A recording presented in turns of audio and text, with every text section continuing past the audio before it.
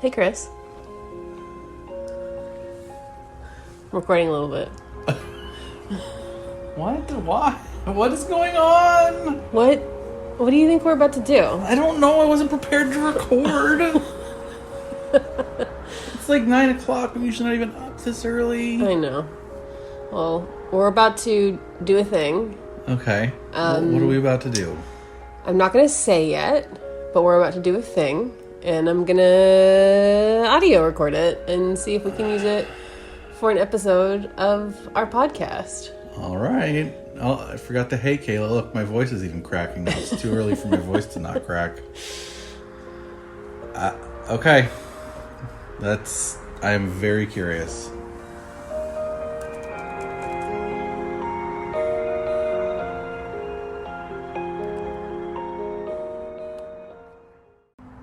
Jai Guru. Welcome to this special online healing prayer session. Let us start with the prayer. Heavenly Father, Mother, friend, beloved God, Bhagavan Krishna, Jesus Christ, Mahavatar Babaji, Lahiri Mahasaya, Swami Sri Yukteswarji, beloved Gurudev, Paramahansa Yogananda ji, saints of all religions, we bow to you all. Heavenly Father, I want prosperity, health and wisdom without measure, not from earthly sources, but from thine all-possessing, all-powerful, all-bountiful hands. Om Shanti, Shanti, Shanti. Now let us meditate.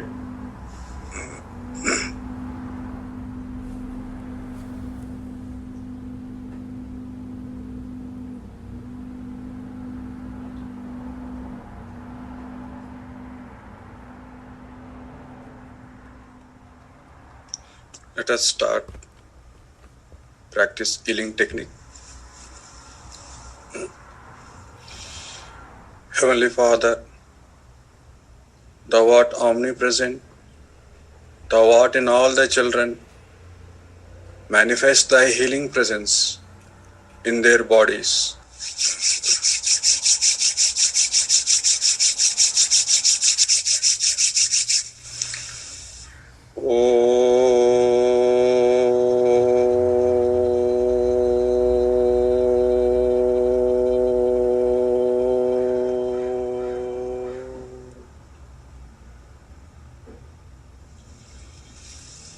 Heavenly Father, Thou art omnipresent, Thou art in all Thy children. Manifest Thy healing presence in their minds.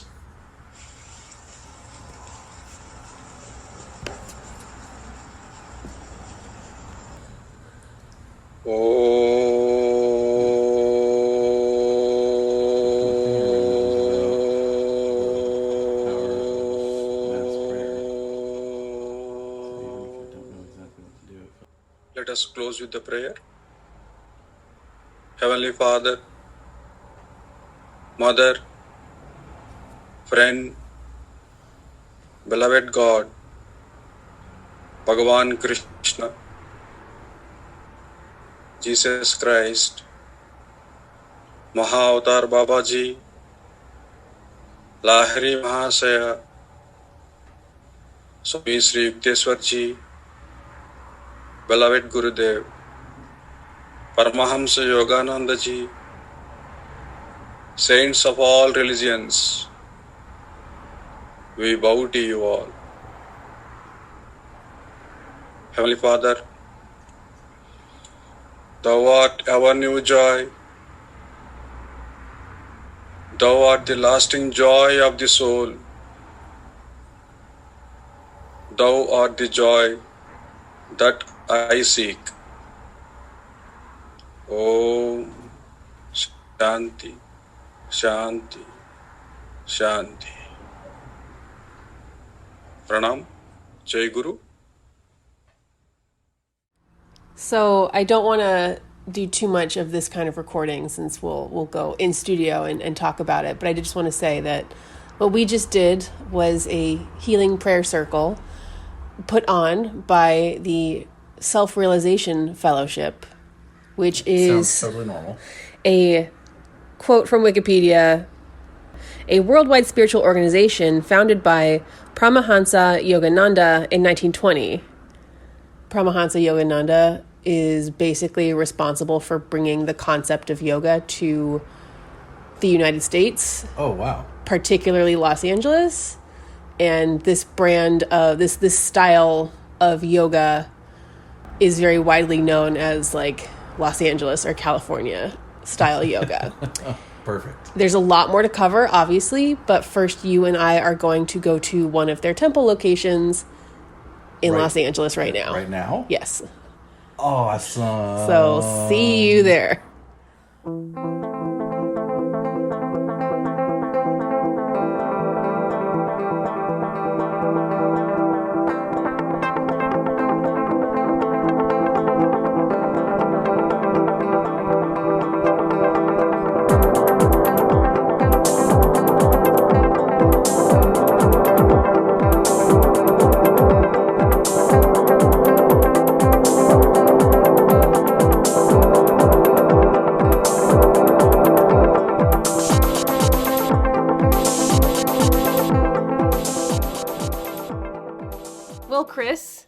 We are back from the Self-Realization Fellowship Lake Shrine. Mm-hmm. Do you have any thoughts you'd like Beautiful. to... That's your immediate thoughts that very you'd pretty. Like to share with our listeners? Yeah. I was going to say, any things that happened to us, things that we saw. If you don't have any thoughts, like, no worries, we will get to it. But yeah, what's your initial takeaway? Well, okay, so my initial takeaway, I talked to you about this when we were there, but my initial takeaway was like, holy shit, this is huge. This is on some of the most expensive property I can possibly think of in the U.S. because it's right on, it's literally on Sunset and PCH. It's basically like 1 minute off the beach, Yeah. And the grounds are like... In Malibu, essentially. Yeah, and the grounds are as well kept as like Disney World. I mean, they're immaculate grounds. It smelled so good. Yeah, beautiful flowers and Big lake in the middle, swans, fountain. Koi... walking path, Lots people of koi. everywhere, so much koi. Little turtles hanging out. Yeah, and then there was that table that had all the swag that they were selling. There was a lot of swag. But yeah, like my biggest impression was, holy shit, this is expensive. Yeah. Because it was not small. It was not like a little, 10 by 10 room. No, it was an enormous piece. I think they said it was 10 acres, something like that. Yeah, that doesn't surprise me. I think they said it was 10 acres. There's a lake. There was a temple that we could not go to because it's closed for COVID. There was a visitor center. There was a meditation center. There was a houseboat. The meditation center was like it felt like a church inside. You had to be quiet. But it was inside a windmill. But it was inside something that looked like like a windmill from Holland. I think it was even supposed to be like an authentic something recreation. Like that, yeah. There was a statue of Jesus.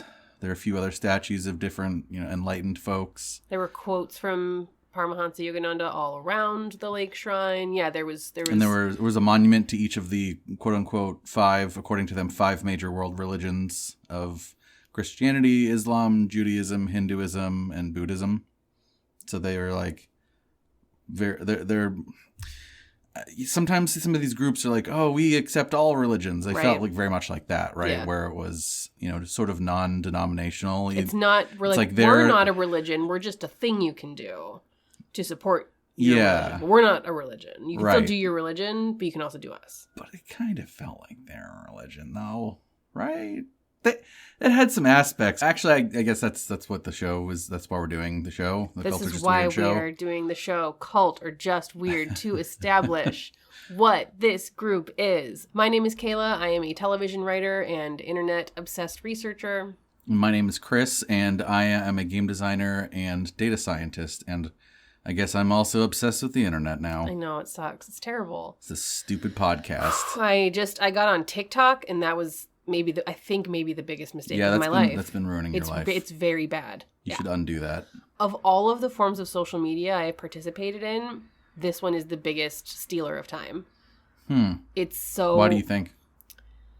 I think it's because it just shows you one video at a time, and you just swipe and swipe, and it's like the perfect like little rat pressing the lever thing. It's just perfect. And it's not like most of the videos, at least, depending on what your For You page looks like, depending on your recommendations.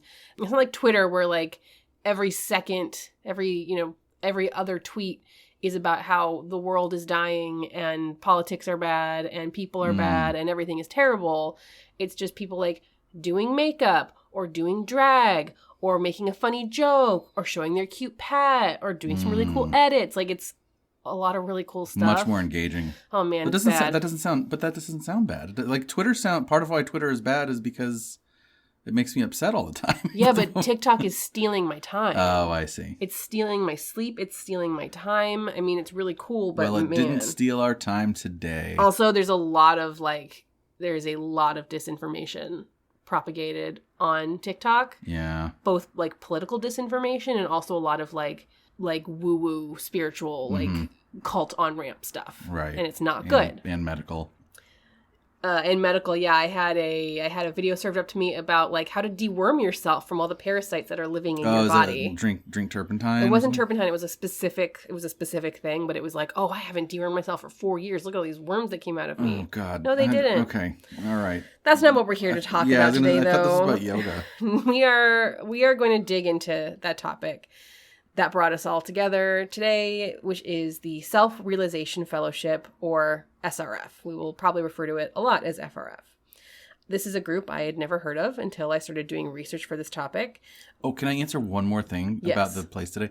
That picture of that guy that was, or the 5 pictures of those 5 people. So what you're talking about is in the meditation room that felt like a church. There were at the front of the little building, there were portraits. Yeah, and those people. portraits were also in the Zoom meeting that we did. Correct. Yes. Yeah, so I noticed that too. Yeah, so those portraits were in the meditation room where we were in. They were also in the ashram where we did where the Zoom, the meditation was zoomed in from. Virtual ashram. And so the images were of Paramahansa Yogananda. That was the guy in the middle with the long hair. He's on the right side, because the guy in the middle with the long hair is Jesus Christ. Oh. Who is next to Lord Krishna. Okay. And then we will get to who the others are in a little bit. So again, we're talking about SRF, a group I had not heard of, but apparently it's a group that is very widespread and well known. Like it's so ubiquitous to the point where people in my life that I've happened to ask, like, oh, hey, have you heard of this thing? Almost everyone I've asked about it absolutely has heard of it. Like my mom. Really? Yes, my mom was like, oh yeah. I hadn't heard of it either. My mom was like, oh yeah, I've been handed books on that, like from people on the street. Yeah, but your mom's a weirdo. Okay, well our therapist literally was like, oh yeah, I live right next door to our their therapist is also a weirdo. Just saying. We live in Los Angeles. We're surrounded by weirdos. We live in Los Angeles and we're surrounded by SRF. They're very ubiquitous where we live. By the way, we here in Culture Just Weird are pro weirdo, so it's not a bad thing. In case either of you are listening. Or like I forget who I was talking to, but they're like, oh yeah, I can picture that man with the long hair and the eyes. I'm like, yeah, that's pro. Okay, yeah. That's the thing that comes to my mind, yeah. The people that we hung out with not that long ago also knew they were also weirdos, but they were weirdos. They knew who we were talking about. As you can imagine, there is a lot to dig into here. It is overwhelming. I have been overwhelmed trying to write this episode and organize my thoughts. Are we looking at a 1 or 2-parter here? We'll get to that. But first, let's, I guess, begin by explaining exactly what the Self-Realization Fellowship is. Definition you still don't quite have. Yeah. Even having done a meditation and gone to their location. Been to their giant 10-acre lake. We mentioned up top that the Self-Realization Fellowship was founded by a gentleman named Paramahansa Yogananda in 1920. We will get more into who Yogananda was later, but for now we're going to focus on trying to explain what SRF is and like giving some context. It's hard to know where to start. There's a lot of chicken and egg. Mm-hmm. So this is a worldwide spiritual organization focused on teaching and practicing yoga. And the type of yoga embraced by SRF is called Kriya Yoga. So for some clarification, we're not really talking about the Hatha style yoga people might take classes for flexibility or strength or relaxation. Like, we're not talking about... So that has a name? What do you mean? Hatha? Hatha yoga. I could be pronouncing that wrong, but it's Hatha in English. And so that's the type that when I think of... Because when I think of yoga, I think of, Right. like stretches and Right. downward dog and whatever. Right. We didn't do any of that on the Zoom. No. In the West, we've kind of taken the term yoga, which is actually a more expansive and inclusive term in its home country of India, and we have applied it to a very narrow set of practices that focus on, physical fitness of the body, pairing it with like breath work and mental clarity, the kind of yoga that you or I are immediately going to think of when we hear the word yoga. It's like the yoga you go take a stretching class for physical fitness. That's yoga works. Like, that's kind of more what we tend to think of, but the word yoga is actually a much more expansive word. Okay, and so there's the name, but I just didn't know there's a name for the Western style. Yeah, that's interesting. I don't know if it is Western. Like, I wouldn't go so far as to call it Western style. The style that has become synonymous with yoga here. Yeah. That's right. It was. Yeah, I want to suggest that it was like invented here. So what's the style of yoga that Dalsim does in Street Fighter 2? Isn't that where he like makes fire or something? He does a lot of stuff, Kayla. First of all, he can stretch his foot across the whole screen. What? Yeah, when he kicks or punches, his limbs stretch. Okay, well, that's not anything. And then he spits fire. That's something. That's because I always thought that was because he eats spicy stuff. It's because of the spicy stuff.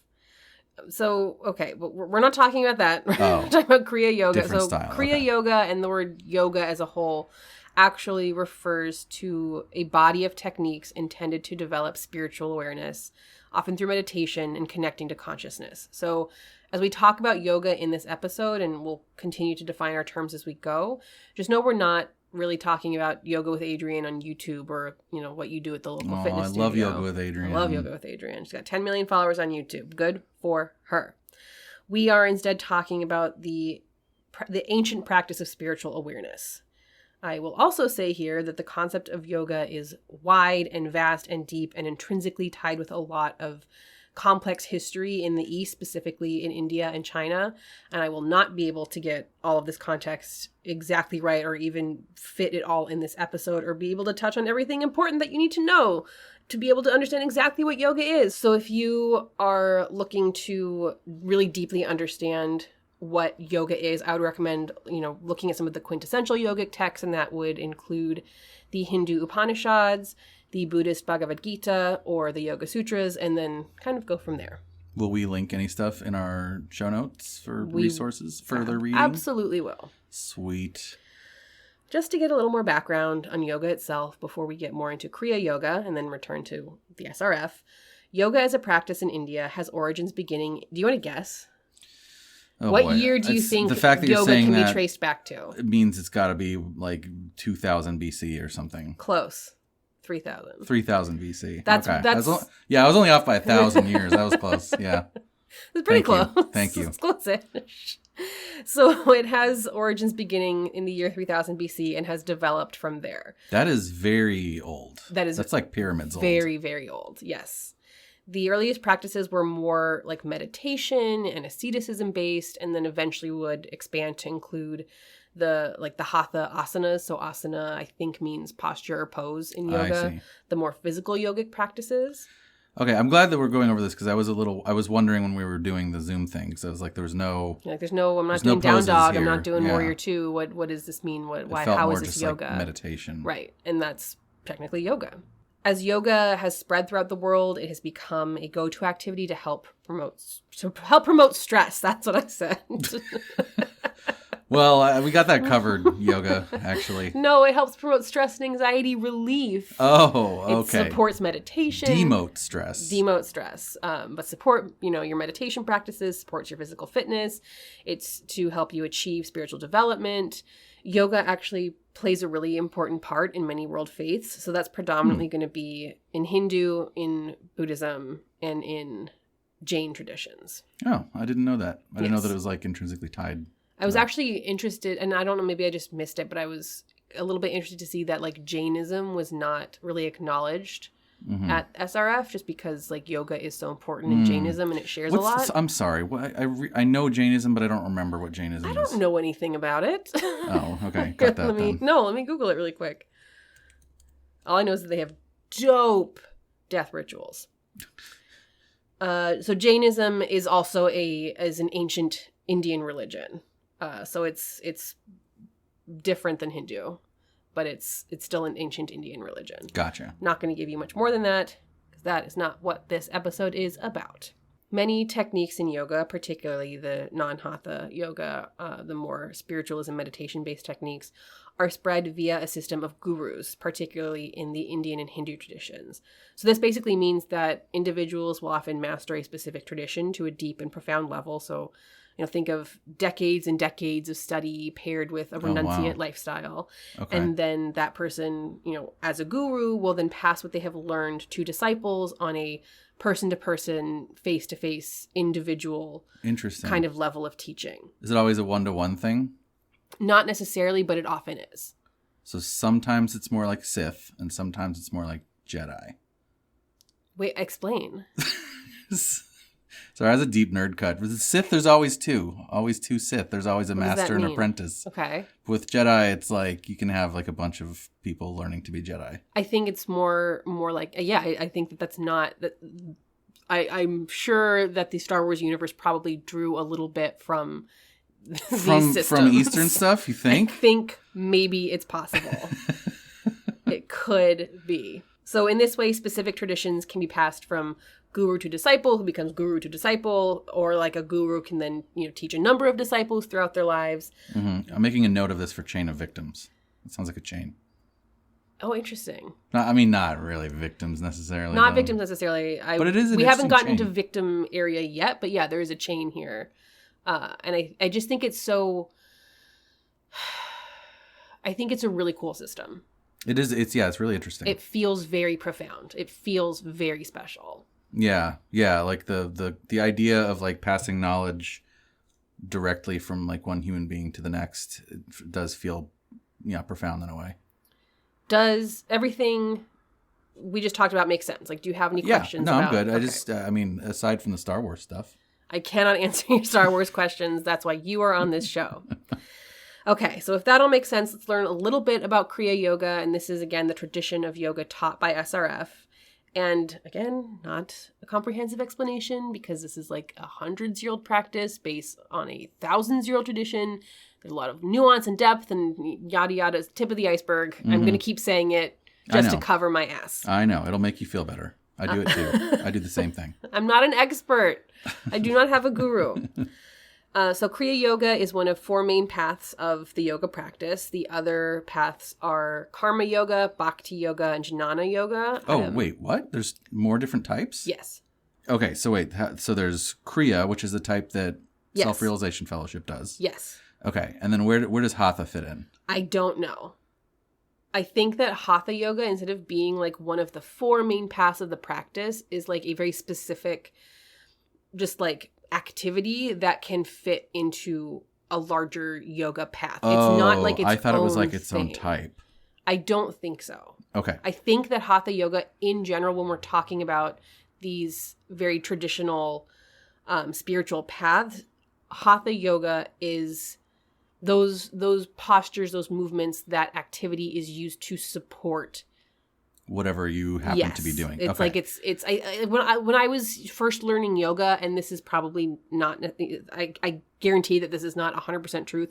When I was first learning yoga, I was told that yoga was developed to help condition the body of yoga practitioners to deal with the stresses of like long-term meditation. Yes. So I've heard that too. Yeah. Help your body like be more be able to sit in these positions for a really long time. And Right. also like, and then as I continue to do yoga, the Hatha yoga, it is also a meditative practice in and of itself. Right. Okay. I've heard that too, but I also don't have like a rock solid confirmation. That's just like I've read it somewhere. Right. So, okay. So I see it's more of like a supplement or like a way to I think so. value add to some of the existing Right. yoga practice. So there's 4. You said Kriya, Yes. and that's the one that That's the one we're SRF talking does, about. self-realization Yes. develop. Okay. And then what were the other 3 named again? I'm sorry. Karma yoga, bhakti, BHAKTI yoga, and jnana yoga, JNANA. Okay. And those, what's the difference between those 4? I cannot tell you. Oh. Is it like the Fire Nation, the air benders and the I don't really know because and the Hufflepuffs? it just, for me, it would require so much more research that I don't, like, I kind Okay. of was like, okay, I'm going to Google You gotta- Karma yoga. Yeah. And then I was like, I don't understand why this is different than Kriya yoga. I don't really understand. Okay. In order to, I think, be able to give an accurate or nuanced explanation for what the differences between these paths are, we would need to have an interview with somebody who is like very educated on this, and we don't have that. Well, maybe in the future. Maybe in we'll the do future. that. To answer that question, but I guess for for now, today, there's 4 types. Yes, it's important to be aware that there are other paths of yoga. We are just focusing on this one. And those And that's other because SRF focuses That's on because this is what SRF does. The other 3, karma, bhakti, jnana, are explicitly known to be thousands of years old. Like those are like, 3000 BC, we got it. Kriya Yoga was kind of technically actually founded in modern times, specifically by a guru named Lahiri Mahasaya in 1861.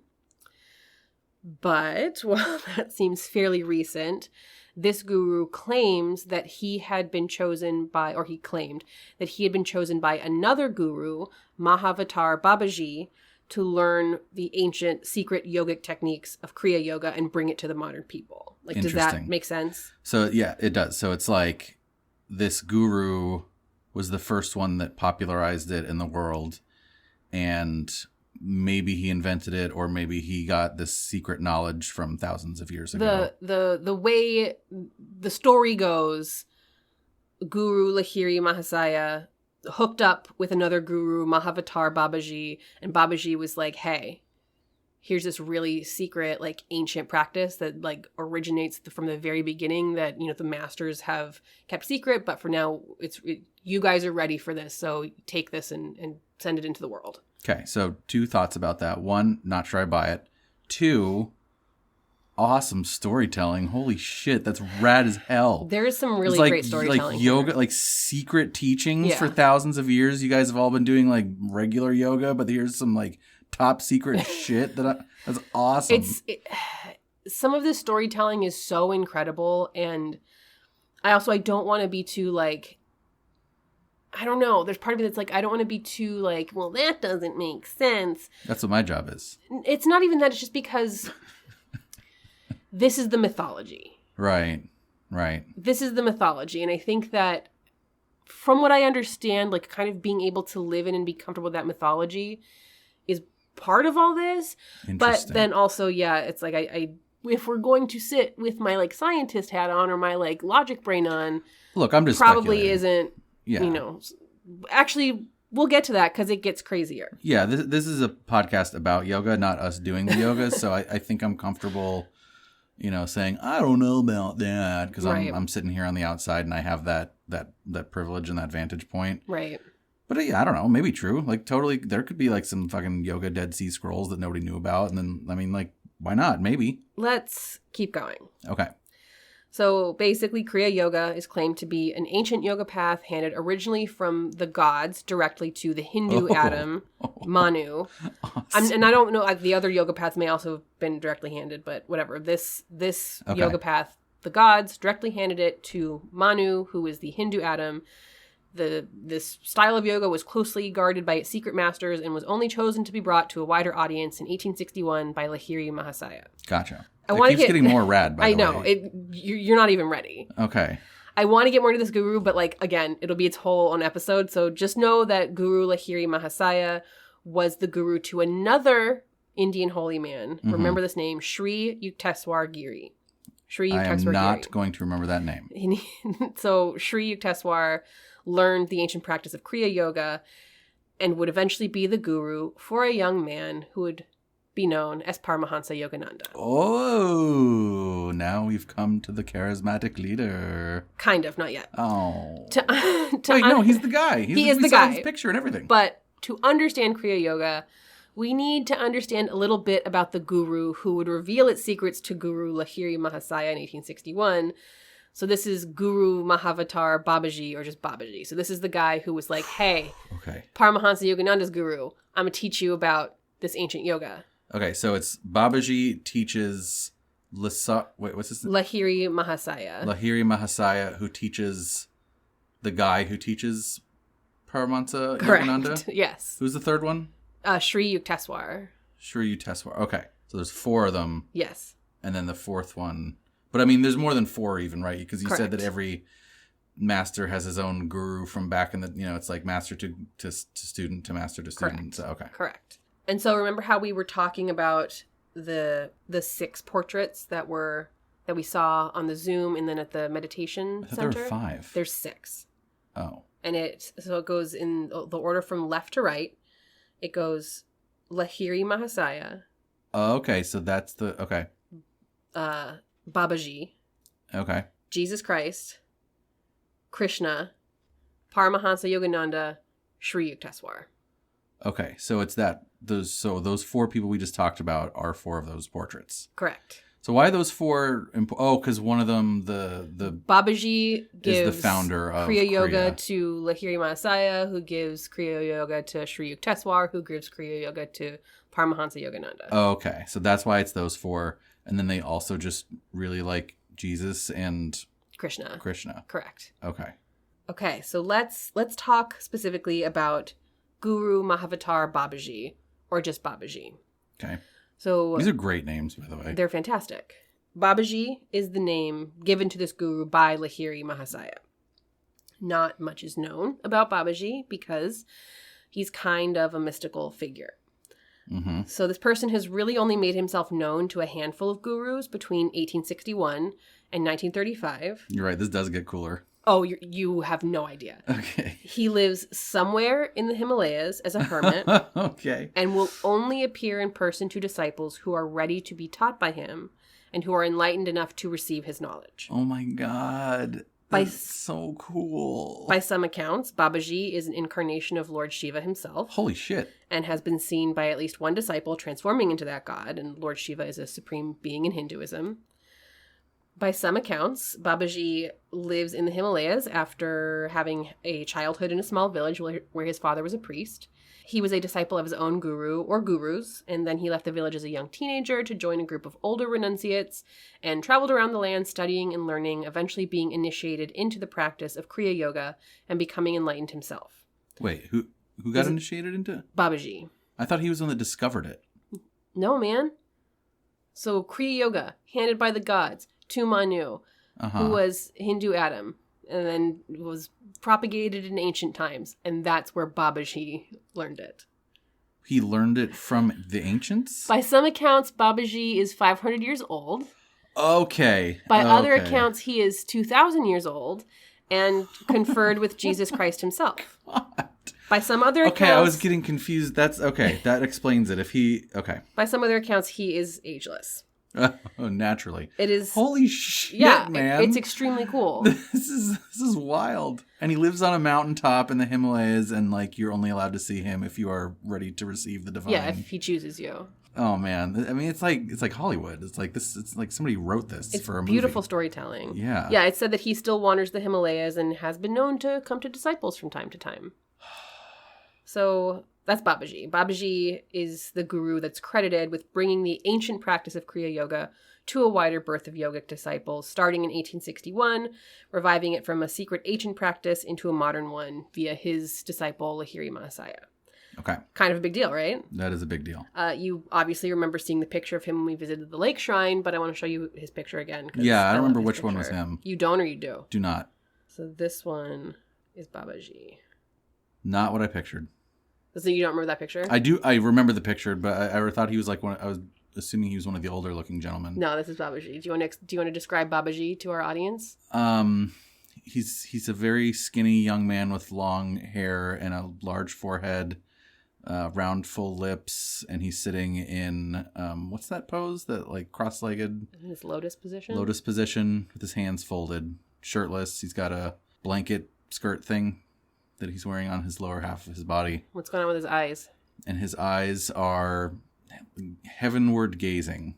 That's a good way of putting it. Yeah, his eyes are upturned, gazing into the heavens or towards the space where your third eye chakra might be. Yeah. I mean, just based on the fact that he is 500 years old or 2,000 or ageless, I was really expecting him to look older, but that dude you just showed me looks like 25 maybe. Yeah, he does. And this, just so you have the image, this is... Also, it's a drawn picture. It's not a...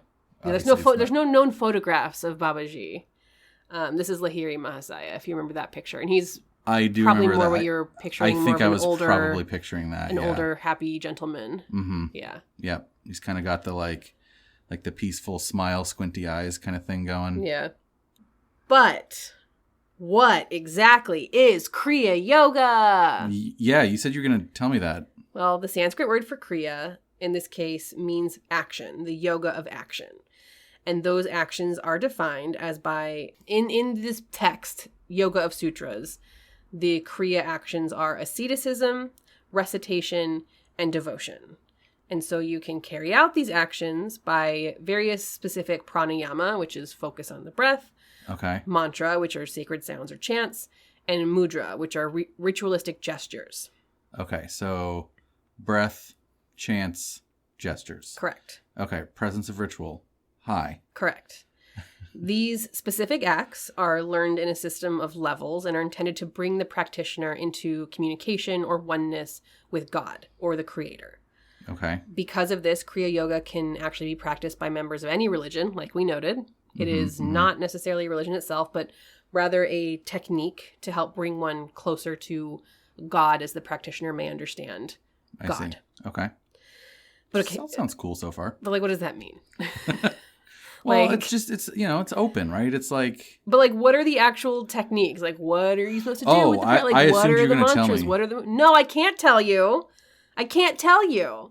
Because Why? Kriya Tell me, Yoga damn it. is pretty much only learned via the guru-disciple relationship, and Oh. initiation into the practice consists of a period of education and learning followed by a secret ceremony. So I have to become a guru myself, a student of I have to find a guru Correct. and initiate that like chain of like master teacher student Correct. in order to even be able to do any of this stuff. But you know at how all? you can do that? For the low price of $19.95. You can just join a little thing called the Self-Realization Fellowship. Okay. We'll That makes sense. We'll get to that. Okay, so I have to join the fellowship, and then I learn how to do those actual Correct. things. And so that's like learning how to do the breath work, learning the hand rituals, the Right. gestures. Yes. Okay.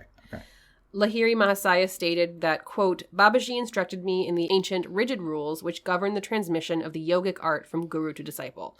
So, unless we go wander on the Himalayas and find Babaji, Can we please do that? We won't be can able to give you those specifics, expense it to the podcast. or, like you said, get involved with, actually, like I said, get involved with the SRF. More on that later. Okay.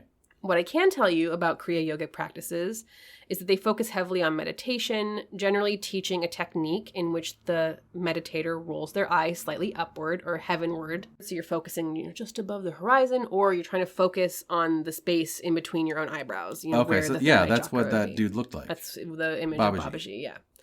Kriya Yoga also focuses heavily on the meditative and spiritual importance of the spine, Huh. and the process of moving life energy up and down it through 6 specific centers, I'm going to pronounce these wrong, medullary, the cervical, the dorsal, lumbra, sacral, and coccygeal.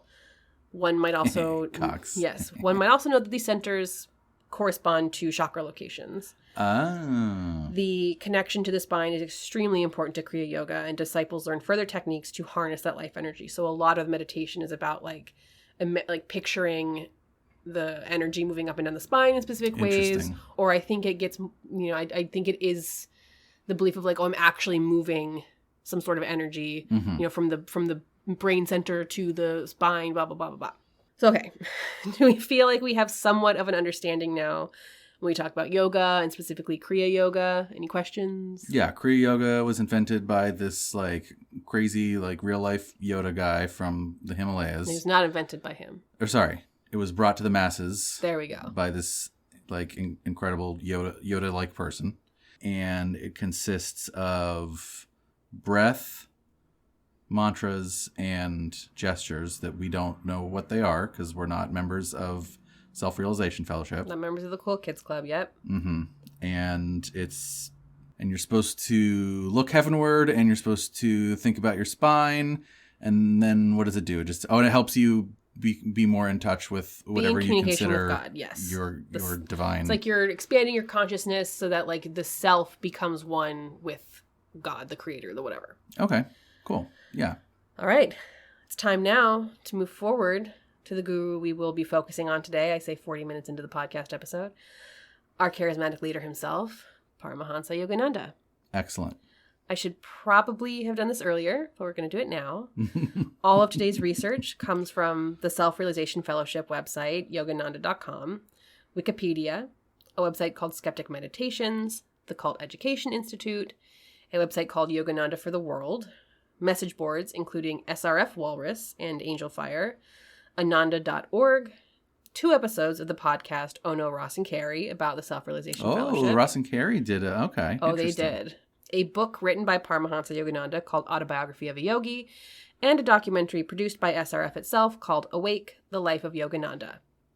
Let's dive in. All right. Well, I mean, I feel like I'm already kind of in the deep end. You've dived in? I've dived already. According to himself, Paramahansa Yogananda was conscious in the womb. No, he wasn't. According to, that's what he says. That's basically how the documentary about his life starts out. It's like, I was conscious in the womb. It was weird. I forget if he was like, I hated it and I wanted out, or if it was like, this is dope and I never want to leave. I think it was like, I hate it, I want out. That was my next question. I was like, would that be awesome or would that be terrifying? Both. As someone that has like claustrophobia, I don't know. I feel like it would be terrifying. But would there ever be a time in your life where you would feel more just like connected to the ether? The ether? Yeah. Is that my mom's name, Ether? Yeah. No. Just connected to the spiritual oneness of the world. The universe. You would have to ask Paramahansa Yogananda because I personally was not conscious in the womb. Nor I. Which is good because I swallowed my own poop. I wish you hadn't done that. I also wish that. So gross. Disgusting. So, Paramahansa Yogananda was born in Gorakhpur, India, to the name Mukunda Lal Ghosh, and he was one of 8 siblings, and his parents were already spiritual Hindus. And this was in the year 1893. According to the documentary, his parents, the guru his parents were already, had a relationship with, predicted that Yogananda would later become a guru who would spread Kriya Yoga around the world. So almost from infancy, he was told it was his destiny to settle in the West and bring the message of yoga to the people here. Yeah, that definitely has like that like destined child thing. Yeah. But he was very spiritual from an early age. I'm not sure how you couldn't be if you were like told you're going to be the guru, that brought Kriya Yoga everywhere the second you arrived on the planet. But even his own siblings are on record having stated that young Yogananda's spiritual awareness was something special. And it's claimed that he was able to like see and feel like future events, such as his inevitable move to the U.S. and his own mother's death when he was 11 years old. Wow.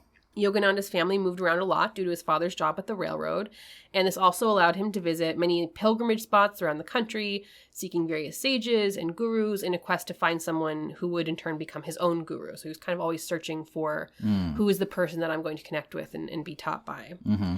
Yeah, I'm still looking for that. Same. Aren't we all? After he finished grade school or high school, he joined a hermitage, which is a place where individuals live together in religious seclusion. Mm-hmm. Didn't really click with the vibe there. It was kind of like too focused on like physical organizational work. So like the doing of the good deeds, the mutual aid, that kind of thing, instead of focusing on the inner spirituality, like meditation. And he kind of felt that was what he was looking for. That's the message that he was looking to receive and to spread. That was more his cup of tea. Exactly. Dissatisfaction grew. He began to look for a way out. And that's when he met his guru, the name you'll probably hopefully remember. Sort of. Shuri? Swami Shri Yukteswar Giri. How am I supposed to remember that, Kayla? It's a good name. It's a great name, but that's very Yukteswar. complicated. It's good. I can remember Steve. Like, that's how much my brain can But do you handle. remember who he was? So Shri Yukteswar was a disciple of a guru who learned Kriya Yoga directly from Babaji. Babaji, yeah. It was Babaji. It was Lahiri. Mahasaya. Lahiri Mahasaya. My brain keeps merging those words. Two different words. And that person taught Shri Yukteswar.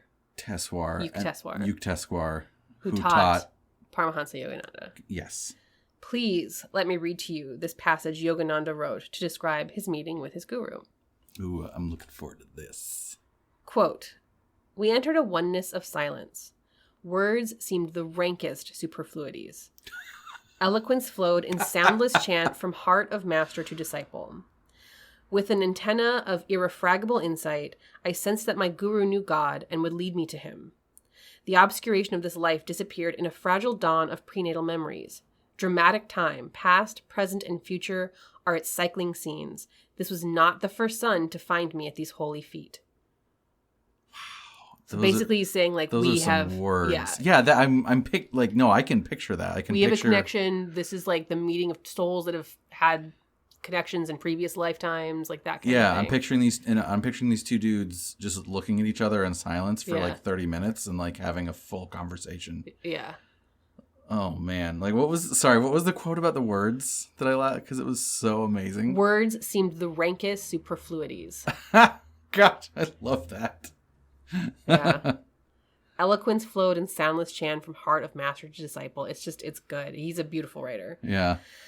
So the relationship between the two of them was intense. Yogananda studied under him for 10 years, and the way Yogananda talked about Shri Yukteswar doesn't really change from that passage. Like he loved the man, and it seemed like he learned a tremendous amount eventually was initiated into the tradition of Kriya Yoga after his studies. And Shri Yukteswar, in turn, also confirmed the messages that Yogananda had received since he was a child. Yes, Guru Babaji intended for Yogananda to spread the word of Kriya Yoga across the world. Wait, so Babaji knew that the fourth guy down from him was going to spread it across the world? Yes. Of course he did. He did. He's all-seeing. But honestly, Yogananda was pretty reluctant to leave India for the U.S. He was living in the beautiful countryside. He was meditating and expanding his spirituality all the time, hanging out with a man he literally worshipped. So, why would he go to the yoga-ignorant U.S.? There wasn't exactly a draw. There was not a non-spiritual draw there. The only draw for it was, this prophecy kind of thing. Right, yeah. Why would you come over here? This place sucks. So we don't have universal health care. So he didn't for a while. He stayed in India. Okay. In 1914, he took formal vows into the monastic Swami order. And Swami is an honorific given to monks who have committed to the monastic path of renunciation. And renunciation is kind of like when you commit to a life of asceticism. You're like, I renounce all the worldly stuff. I'm going to be no cell phones, no French fries. Not in 1914. There were no cell phones. Oh, really? Mm-mm. Wow, thank you. And this is actually when he chose the name Yogananda for this new version of his life. Wait, what was his name before that? It was, I said it at the top. I just was like, I need to call him by Paramahansa Yogananda. I'm not going to call him by his birth name. And then that... Are we dead naming him? Is that... No, it's just this was... In these kinds of monastic orders, you choose a new name for when you are initiated. Gotcha. But the name that he had before that was Mukunda Lal Ghosh. I see. So that was what he was known as. And then once he became a Swami, once he became initiated into Kriya Yoga, Yogananda. Got it. Just a few years after this, in 1917, Yogananda founded a school for boys in India he called a How to Live school. Where students... I need to attend that school. Well, I thought it would be about doing your taxes and, how to buy insurance. Yeah. Yeah. It's really more about learning the art and science of yoga via teachings on meditation and living spiritually, which is also cool. It's just not really how to drive a car school. I mean, that stuff can be very meditative too, you guys. It's true. Driving your car, doing your taxes. I don't think doing your taxes can be. Very relaxing. Fun fact, kind of. One of the earliest pupils at the How to Live school was Yogananda's younger brother, Bishnu. Vishnu actually learned the yoga asanas there, so like the yoga poses in the physical activity form of yoga, hatha yoga. And the story goes, there's a story that Vishnu would go on to teach those asanas to none other than Bikram Choudhury, the founder of Bikram Yoga, a style of hot yoga. Bikram would later turn out to be his own cult-like leader with a string of serious rape allegations and discrimination claims, who would eventually flee the U.S. back to India to avoid legal repercussions here. Also, maybe his claims of being taught by Vishnu are actually false. Well, we're not sure. With Bikram, Fun! Not sure I believe anything that comes out of that guy's mouth, so... He was, So in the documentary about Yogananda's life, which we can talk more about later, but in the documentary about his life, there's a lot of people interviewed for it. So like people who knew him, people that are in the monastic order, other people who are, Deepak Chopra is obviously interviewed for it. People who are religious scholars, people who are like neuroscience, all kinds of people. And when you go on the Self-Realization Fellowship website's page about this documentary, it lists out everyone who's interviewed for it. So it's like George Harrison, this guy, this neuroscientist. They do not list the fact that Bikram Choudhury is interviewed heavily for it, because it was made before all of his like very serious legal issues came about. Right. But he's in it. He's in it a lot. Yeah, well, you can't cut him out of the documentary if it's been made, but you can take his name off your website. His name's not on the website, but he's in it a lot. When I was watching it and then he showed up, I was like, oh, God.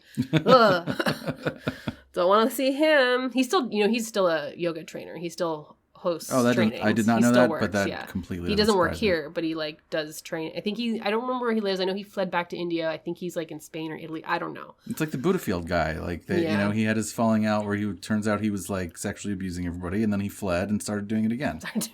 Just again. But we aren't talking about Bikram Choudhury here today. Good. We are still talking about Paramahansa Yogananda. He sounds like a better dude.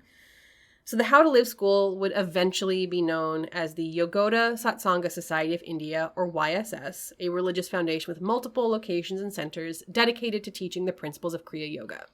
And it's the Indian branch of Yogananda's American foundation, the Self-Realization Fellowship. So it's kind of like...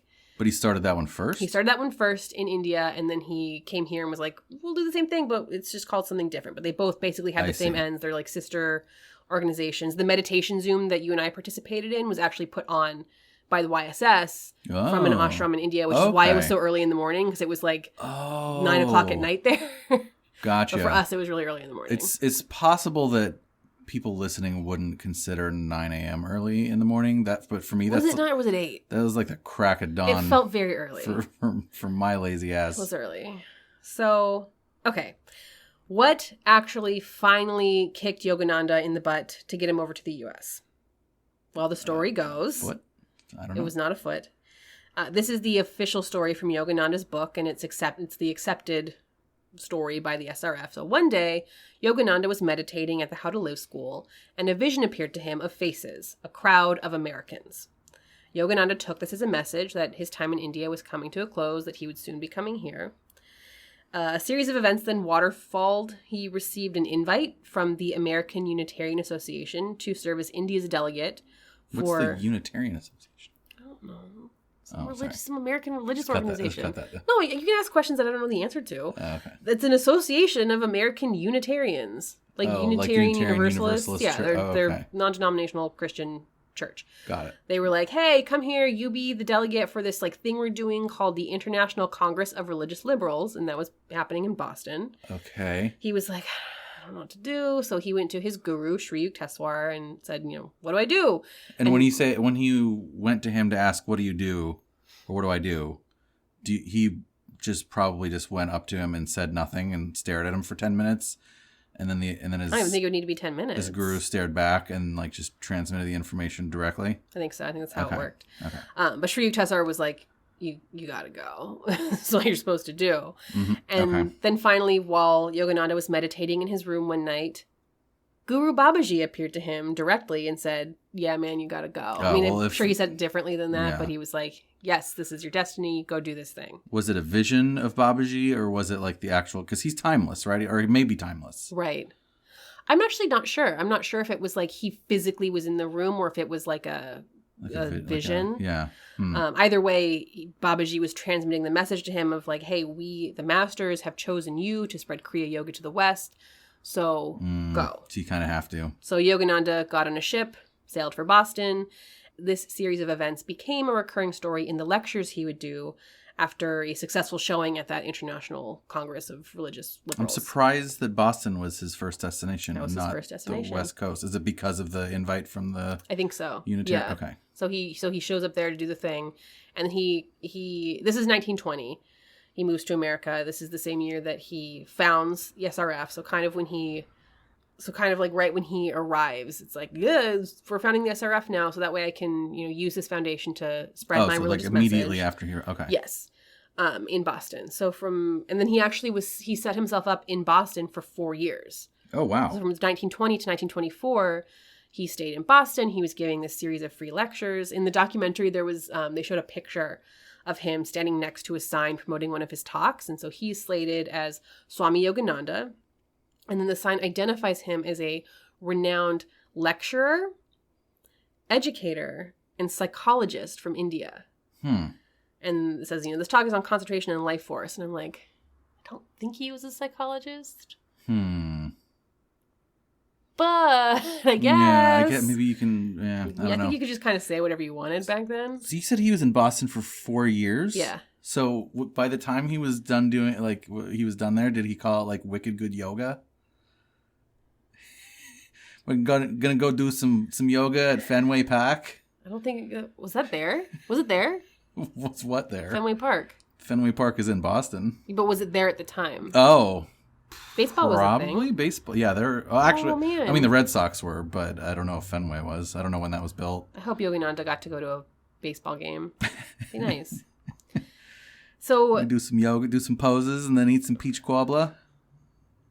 Sorry. Okay, I'm done. I promise. Murdered is what you are. What do you think happened? What do you think the response was? I have no idea. He was actually pretty popular. Oh, okay. Thousands of people attended lectures over the course of those 4 years. Well, actually, I guess I could have got. Now that you say that, that makes total sense because yoga is extremely popular here, and if it was new at the time, yeah, it's so novel.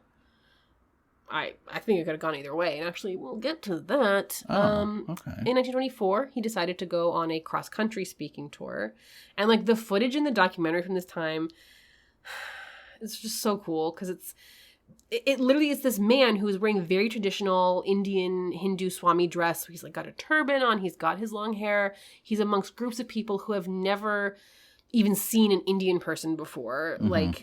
And then he gets in 1920 style car and is just driven around the country. It's just so That's awesome.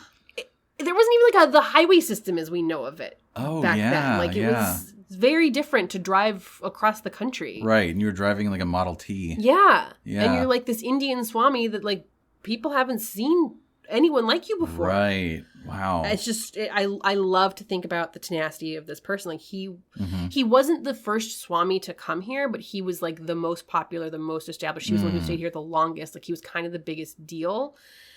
And so he was really doing something that no one had ever really done before.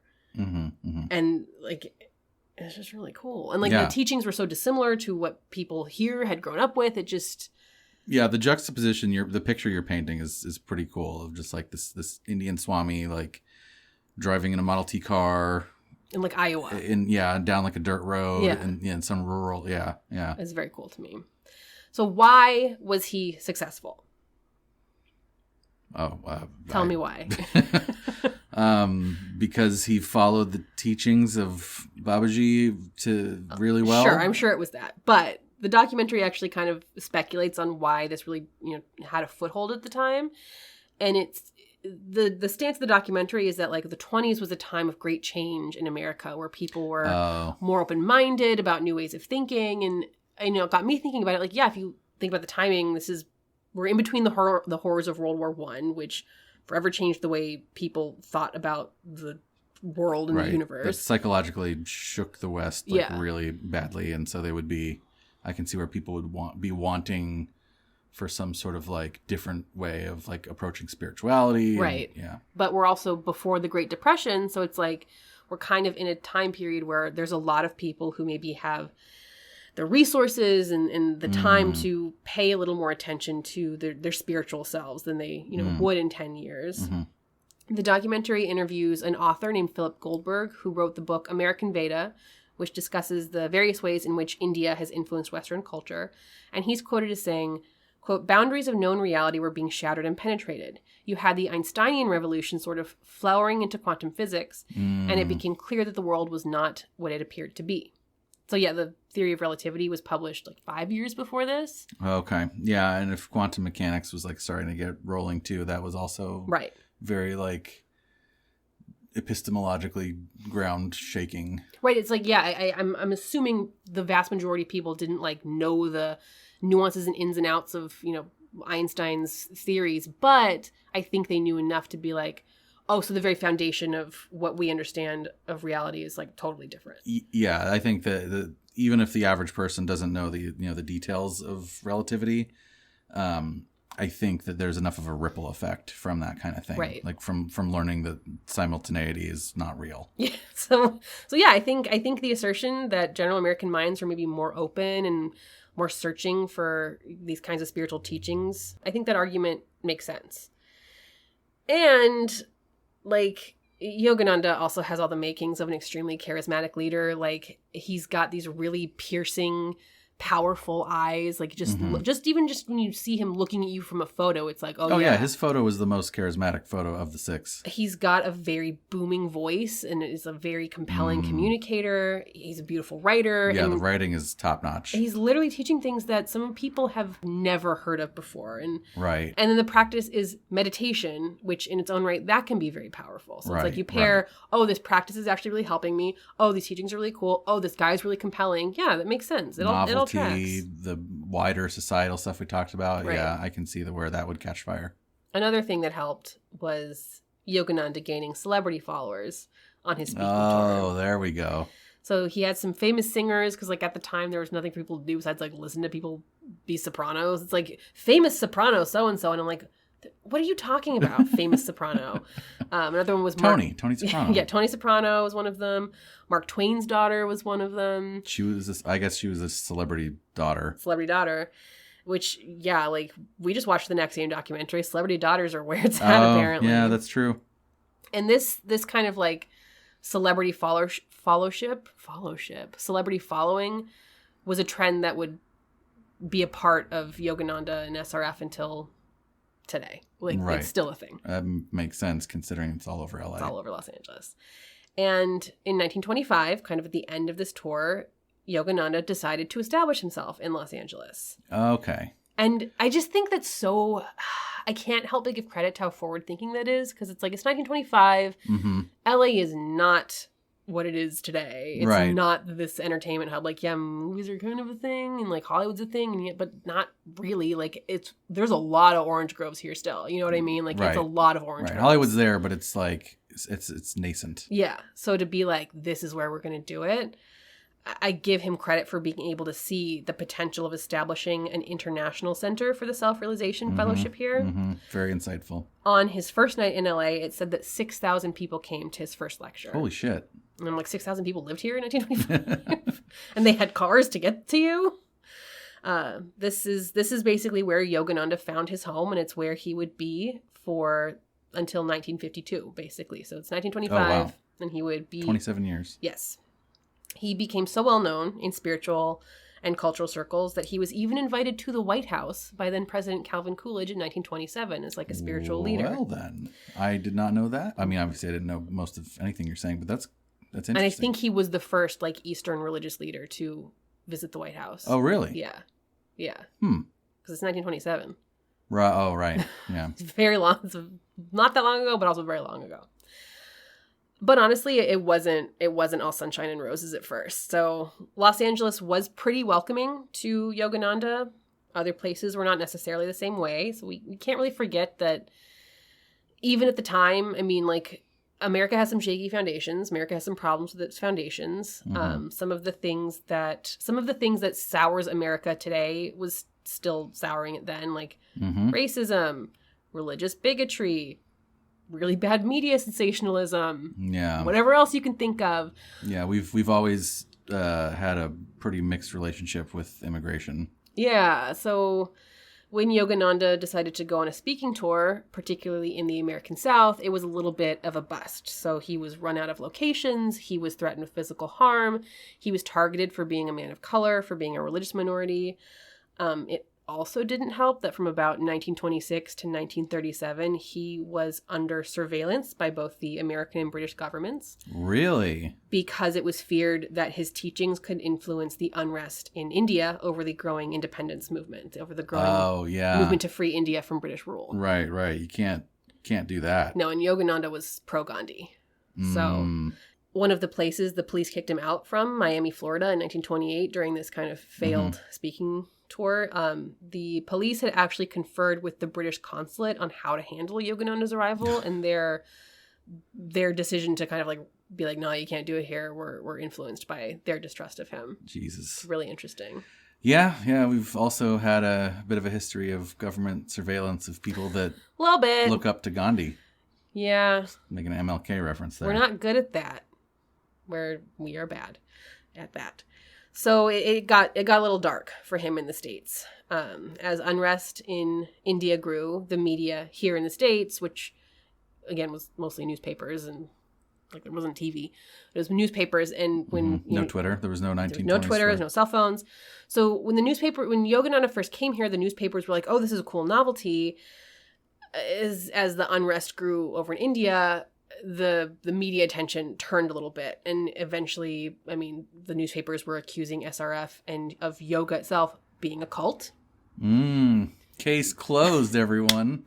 That's it. Little did they know that eventually yoga would turn into an on-ramp for QAnon. Oh man, they were right.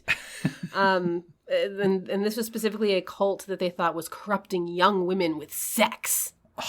Oh my God. I know. Women should not be having sex. To be a Kriya Yoga renunciate monk like Yogananda was, you're not having sex. And that's just, I'm not saying that no monk has ever had sex, but like banging was not really a part of the teachings of this movement. Of the teachings, okay. Right. I mean, we just saw some things where like NXIVM. No, yeah, but it's not part of the teaching. So like instead of NXIVM and like One Touch and like some of these other groups, it's like, oh, sex is happening there. With this, it's like, it's not part of the teachings. It's like, he's like, don't have sex. That's what's taught. And Keith Raniere obviously said those things too. I'm just saying, no one was trying to corrupt young women with sex. That was not happening. Right. This was like, oh, scary man of color, like corrupting our women. No, fuck you. Right. I mean, there were even like legal charges brought against Yogananda about these like these sex corruption charges. Eventually, they were dropped by the DA, but damage was done, and this is when a schism broke out. Oh, schism! In the SRF, with some followers now choosing to go with Yogananda's friend Dhirananda, which honestly kind of sucks because Yogananda had hand-chosen Dhirananda as like a trustworthy steward to stay at the SRF headquarters in Los Angeles while he was traveling, spreading the word. And so he's off traveling, trying to do the work, and Dhirananda's here being like, you know, good for him. He's being a steward. But then when this kind of scandals happened, he was like, I'm going to take some followers and leave. And they had all had more of a relationship with Dhirananda at this point. Probably would be hard for him too to like having to steward this thing while this is going on. It all sucks. Huh. It got so bad for Yogananda here that he actually took a break in 1935 to travel back to India to visit his guru, Sri Yukteswar, and just kind of continue the work he had started there. So it's like, let's take a break. This is really shitty. Let's go back to India. Mm-hmm. And like, it does sound like it was a breath of fresh air because he was met with celebration. You know, there were crowds and people being like, oh my God, it's Yogananda, journalists, photographers. There was like, when he arrived, he had this emotional reunion with his brothers. And then, of course, with his guru, with Sri Yukteswar. Yogananda even met Gandhi himself, and Gandhi took lessons from Yogananda and was eventually initiated by him into Kriya Yoga. Wow. Yes. Wow. And that's why, if you'll remember, at the Self-Realization Fellowship Lake Shrine, I do remember, there were some of Gandhi's ashes in a, what would you even call that, a sarcophagus? Yeah, it was like a sarcophagus with like a shrine, sort of like an outdoor shrine built around it. The only, from what we learned, that was the only place in the West where Gandhi's ashes are. Yeah, that's what they said there. And that's why, it's because they had this personal relationship and that's whatnot. Super cool. And it was cool to see that. It was like, ooh, history. Yeah. So it was nice. But nothing gold can stay in this world because But it wasn't gold. He was already being forced to go back to India because of mean people. Well, but this period, this nice period would also come to an end because in 1936, Yogananda's guru Sri Yukteswar died. Oh. And it fucked Yogananda up. Like he was very sad about losing his guru. It was and it's honestly interesting to kind of look at this mourning period and like think about how mourning must happen in a guru disciple relationship. Because for gurus, death is actually, it's kind of something different than what it is for you or me. Okay. So in the yogic tradition, one of the intentions of meditation is to reach a state of intense concentration or consciousness called samadhi. Okay. Samadhi can basically be thought of as the state in which you've achieved such meditative awareness, you are in direct communication with the divine. It's like that's the goal, is where you want to be. Samadhi is like ultimate consciousness. It plays a really big role in Kriya Yoga. But there is a tradition that takes this concept of samadhi one step further, and that is Mahasamadhi. And Mahasamadhi is basically the act of intentionally leaving one's body, so the consciousness then uncoupling from the physical and joining directly with divine consciousness itself. So basically, when gurus die, it is believed that they have become so enlightened, so connected to samadhi, that they have chosen this moment to exit the physical body. Okay, and then their consciousness floats up into the pool of other consciousnesses. Right. In heavenly joins with God, joins with the creator, joins with, expansive conscious awareness. Okay. So basically the end of Evangelion is... Spoilers! So it's like... 20-year-old spoilers. Someone you love dies, and it's sad, but it's also supposed to be this like spiritually and ritually significant moment in which they have ascended in this beautiful way. I can't help but wonder if is there some of a mindfuck with that, where it's like I should be happy that they've chosen this moment and they've become so enlightened, but also I'm really sad because I don't this have person them I on love this is earthly. gone. Yeah. That would be confusing. That would be very mixed emotions, I imagine. Yeah. So Yogananda lost his guru here in the physical world and proceeded to mourn, but he came back as a blue force ghost and chatted with him that some things are true from a certain point of view. And then he got CGI'd to look way younger. Yogananda claims that not long after Sri Yukteswar's death, Yogananda received a spiritual visit from his guru. Oh my God, I was right. Yes. This event is described as a supernatural encounter in which Yogananda physically interacted with a resurrected physical form of Sri Yukteswar. Whoa, what? Physical? He said it's like, I was able to grab his arm and stuff. That's wild. Yes, it's like not Force Ghost, it's like I'm here. That is wild and also like kind of maybe gross. Like was he not like zombified? Like, no, because it's like it's not that body. It's like he can now choose to just like manifest a physical body out of like the magic ether just Correct. Suddenly. Okay. Correct. Okay. It's not like he's not a zombie, no. So in this conference, obviously they had like a long conversation. Yogananda learned all about the state of the afterlife. Cool. Sri Yukteswar was now a guide on the astral plane. He had fantastical abilities. He understood a wide array of karmic and metaphysical topics. And this encounter like roused Yogananda. And after the next day, he was like, let's do it. And he returned to Los Angeles with a renewed spirit. Even though he retained the grief of losing his mentor, he was ready to return here and move on. That sounds like an awesome encounter. Oh my God, I would give anything. Yeah. Okay, so Yogananda is back in the States. It's 1936. He's back at his SRF headquarters in Mount Washington, Los Angeles. He is back to rebuilding his legacy of spreading Kriya Yoga throughout the States. He's now experiencing more and more intense periods of samadhi while in meditation. And pretty soon people start showing up at the headquarters, like people from all over the country, people who had either learned of Yogananda during his tours or had only recently read news about him or had news about him reach their orbits. People who came to him asking to become devotees, asking to become renunciates, asking to be educated in the ways of Kriya Yoga and initiated in. And Yogananda took them in and he taught them what it is to be a monk. And eventually a literal monastic order was founded within the SRF. And that monastic order exists to this day. There's a very complex, serious monastic path within SRF that includes periods of intense learning, the initiation process, lots and lots of meditation, work for the better of the organization, work for the spreading of Kriya Yoga, eventually a name change, the ability to lead meditations and prayer, and more. So you have to be a member of SRF to do this? Is that... Well, I mean, yeah. And how do I become a member? Is this like a paid thing, or is this We'll get more to that later, but yeah, so anyone can go and like check out an SRF headquarters.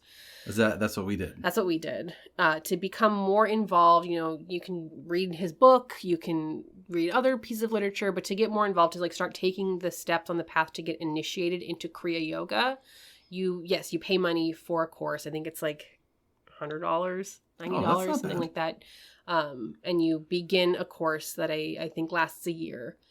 And then after that, you move on to higher levels of education, getting initiated in. I don't know much more about it beyond that because it is kind of like take the course and then see. So that's how you kind of get started on that path if you so choose. Okay. So fairly quickly after Paramahansa Yogananda returned to America, he was able to build back up support for his organization. And along with this new monastic order came new SRF locations or, quote, brotherhood colonies. So he only had the one location before that? I think so. Okay. And then when he did his like return trip to India. Yes. SRF was still just existing, but it didn't have that steward guy. So it was just another steward. There was another steward, yeah. Okay. So basically, again, because Los Angeles was pretty open land at this time, SRF was able to begin buying more land to open new centers where monks could live and teach, and people could come to learn about Kriya Yoga and self-realization fellowship. I mean, there's multiple SRF locations around Los Angeles and all the way down to, San Diego, and I think there's some up in San Francisco. Like, there's a lot of locations. So they have a lot of land in LA. They bought that oceanfront property when the buy-in was good. They bought that somewhere in between 1935 and 1952. Okay. So yeah. Home prices were a little different. Maybe you're wondering, where the hell did they get this money for this kind of land? Well, we just said it was cheaper than it is now. Yeah, but it's still like where. But I guess you're right. That's still a money. lot of... Like, we're talking about chunks of land. Right. So remember how earlier we talked about Yogananda's ability to attract celebrities? Oh, yes. Yeah, that played a huge part in keeping SRF afloat, particularly when a man named James Lynn joined. James Lynn was an extremely wealthy oil tycoon at the time. Oh, good old oil. It's always oil. He became deeply interested in Kriya Yoga, and he studied under Yogananda as his direct disciple. It's really, again, seeing through these photos of this old-timey oil tycoon kind of dressed up in like a top hat and a monocle and everything? There's one picture of him with like the top hat and the monocle hanging out with Yogananda, and then there's like a picture of him with, the monk robes hanging out with Yogananda. It's really interesting. Right. Yeah, he's a disciple. Okay. And he became a financial benefactor, basically financing the overhead for SRF and all its endeavors. Okay. And he was just one of these benefactors. Like, over the years, SRF has continued to expand, largely in part to hefty donations from very wealthy people. Okay. That helps explain what we saw today, where there was a large chunk of land that was immaculately kept. Yes. By 1952, there would be 100 SRF centers in the U.S. and India. Wow. And now there are centers or groups in every major U.S. city. So really? It's a big deal. Holy shit. There's a lot of money here. Oh, wow. That's huge. Another thing that helped keep the money coming in and helped continue to grow the gospel of Kriya Yoga is that in 1946, Paramahansa Yogananda decided to finally sit down and put all his teachings on paper. This would eventually become his book, Autobiography of a Yogi, the seminal text for SRF and modern Kriya Yoga. Okay. Was that one of the books we saw at the little table? Yes. It's like, this is his, he has written other books since then, but Autobiography of a Yogi was his first, and it's like the most well-known. Okay. It's kind of considered like obviously it's not the Bible, but it is a very seminal, like, spiritual text. Gotcha. Currently. In the book, Paramahansa Yogananda details his life story as well as teachings that allow the reader to better understand meditation, spirituality, the concept of the self as divine, the concept of consciousness, and God itself. Supposedly he wrote it like very quickly, like one day he just sat down and he would just write for hours, like almost as if he were in a trance. Right, divine inspiration, flow, kind of thing. Got in flow. When it was published, the book became extremely popular. It was acclaimed both critically and commercially. Since its 1946 publication, 4 million copies have sold. Ooh. It is regularly reprinted. It has been translated into a dozen languages. It also helped to bring in more celebrities into the fold, eventually finding its way into the hands of people like George Harrison. That's right. You mentioned him on the Elvis website. Presley. Whoa. Tom Petty. Whoa. And Steve Jobs even ordered 500 copies of the book to be given out to each guest that attended his funeral. It's his funeral? He wanted them... Wow. And that happened. Steve Jobs. Yes. So Steve Jobs' funeral was kind of like a hotbed for like getting people into SRF, apparently. Yeah. I mean, first of all, it's if you're Steve Jobs and that's your goal, that's kind of genius. Second of all, just, wow. Like, I'm sure that's a lot. That was responsible for a lot of inflow of cash. He was really into this book. He was really, really into this book. So, yeah, Should I read it? Like, will I make a ton of money? I checked it out from the library. Will I make, like really elegantly but somewhat non-intuitive designed hardware if I read this book? You'll make really good TV commercials in the mid-aughts. That's what you'll do. Man, remember those iPod commercials? Oh, yeah. With the Talk silhouettes? about seminal work. Ugh. Jeez. Man. So, yeah, the Self-Realization Fellowship continued to grow. The reach it had, it reached across the country, reached across the globe. They have this monastic order. They have this series of brotherhood colonies.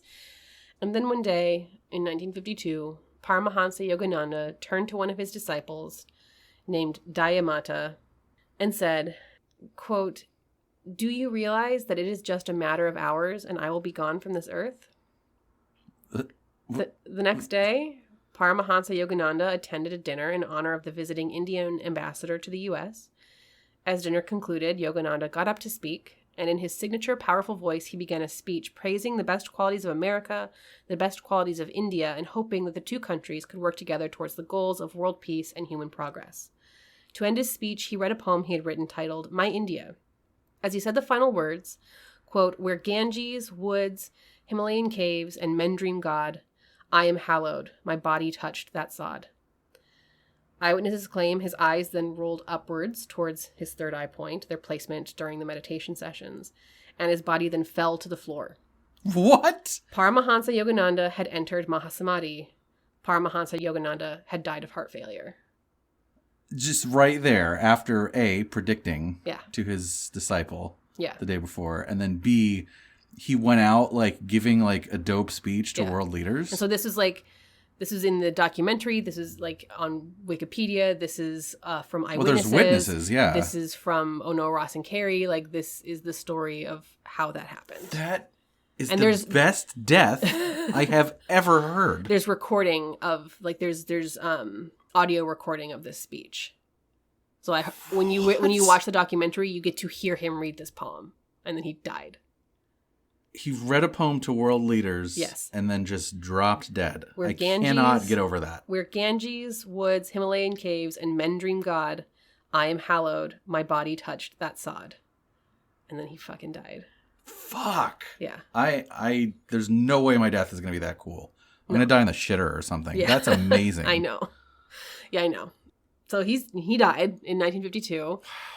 His message, his teachings, his legacy live on with his foundations, with the Yogara Satsanga Society of India and the Self-Realization Fellowship of America.